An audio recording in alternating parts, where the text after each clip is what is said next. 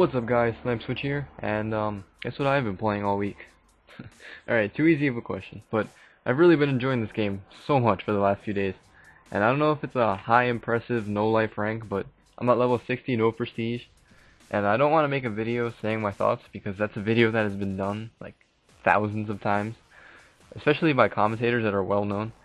And I just want to give a quick opinion and then a bunch of tips. But before I get into all that, I want to talk about the midnight release that I went to. It was terrible. It was freezing. My legs were killing me because there was no chairs. And sadly, this was my first time going to any sort of release. And I guess it was worth it, but I don't know. It was very painful. But it was very, very, very, very worth it in the end because the game is great. And I got the hard edition, so that's good stuff. But when I got home, I went to go play, and I signed on to multiplayer to record a video for you guys. I just couldn't find a match for some reason. Like, I was sitting in the finding match queue for about 10 minutes. Nothing happened, so I was like, screw it. Played some single player for like half an hour, and then I went to bed.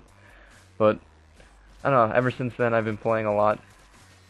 And just, right now my setup, well, that I'm using in this gameplay, it's a PP90 overkill with a P90, which is a little confusing, but it's very effective. So, mind the name, but I don't know, it's good to use. And with sleight of hand, you get to switch your weapons faster. So there's really no change in, having a pistol and having an SMG secondary. So it's a very worth it kill streak. I mean, not kill streak, perk. But the only thing about overkill is that you can't put on any attachments or camos onto your secondary. You can only put proficiencies on it. So I'm not exactly sure what I'm going to do if I, let's say, have a sniper with a shotgun, and I want to put, let's say, grip on a shotgun, even though shotguns suck in this game.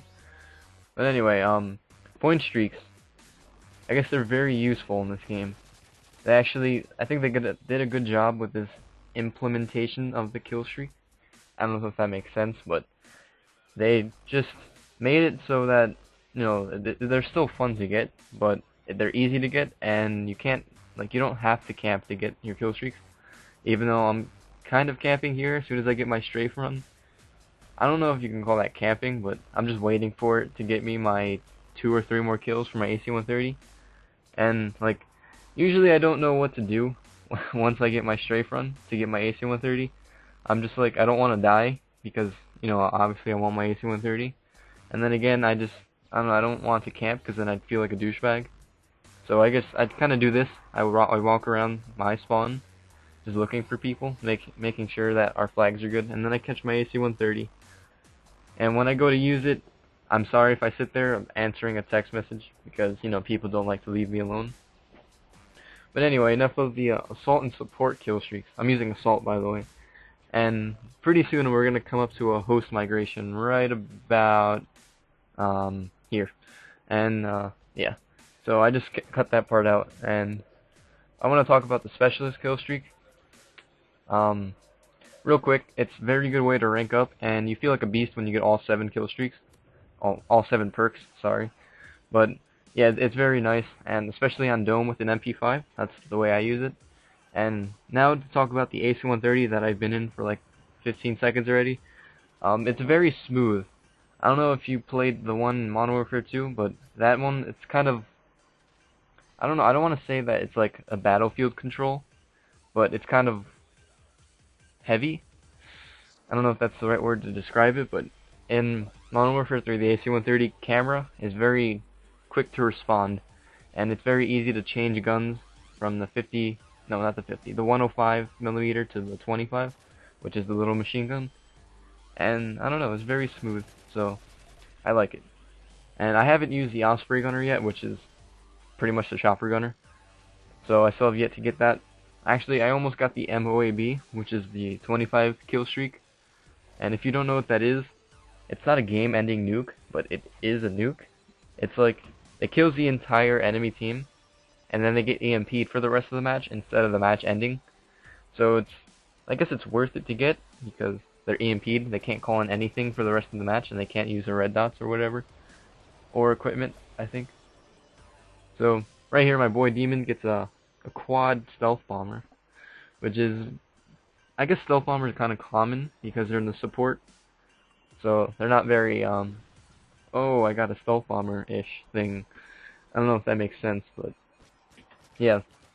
I've also been playing a lot of domination.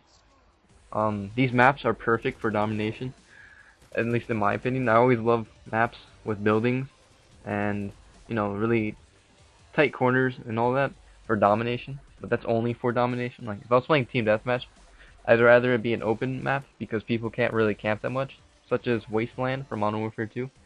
That was perfect for Team Deathmatch, but just all these buildings really aren't great for Team Deathmatch, and I don't advise playing said playlist. Team Deathmatch is kind of boring in this game, and I don't know, everyone's just kind of laying back, and the games are very slow, much like Black Ops. People do that on Black Ops a lot. So I think I'll like the maps here. In a few months I'll probably change my mind. I'm not sure, but look at that two-piece, the Predator missile. Oh, and I don't know. I was running away with my Predator missile, and then I get caught in the back of the head with a sniper, which that's not the first time that's happened to me actually. And I was playing Spec Ops Survival right before I made this commentary, and it's, in my opinion, it's a lot more fun than zombies. I'm not saying that just because, you know, Black Ops sucked or whatever, and this is a new game, but I honestly think Spec Ops Survival is a lot more fun than zombies. Just like, I don't know, it's kind of like progressive, if that's the right word, because you start out with a pistol, and then you get a bunch of people running around with models, and then when you kill someone, you pick up the model, and now you have a shotgun and a pistol. And then soon they start coming out with SMGs, which is an MP5. Then you can trade your pistol for the MP5. Now you have an SMG and a shotgun, and it builds up like that, and that's kind of what I like. And then you know, the helicopters come, and it increasingly gets harder. And I just unlocked the Delta Squad, which is amazing. It drops at least, I think, 4 Delta Squad members, and they fight with you, and you just stick around them, and it makes it super easy to go through the waves. And you know, I've been kind of on a hunt to get to my my all achievement thing on the gamer score dashboard.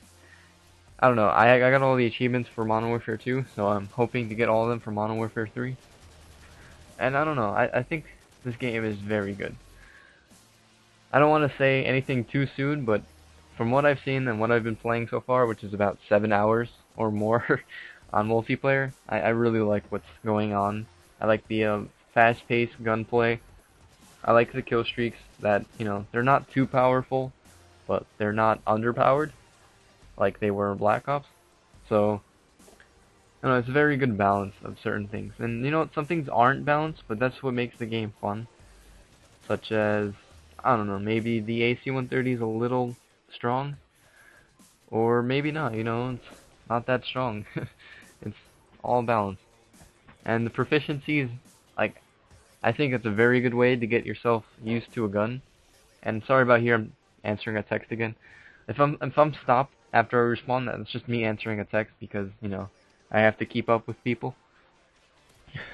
So, yeah, I think the proficiencies, like, once you unlock kick for a gun, then you start doing very well with the gun because there's not that recoil anymore.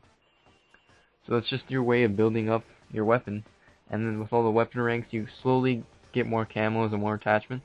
It's a lot more fun than just buying everything. So, honestly, I think this game is it's very well made.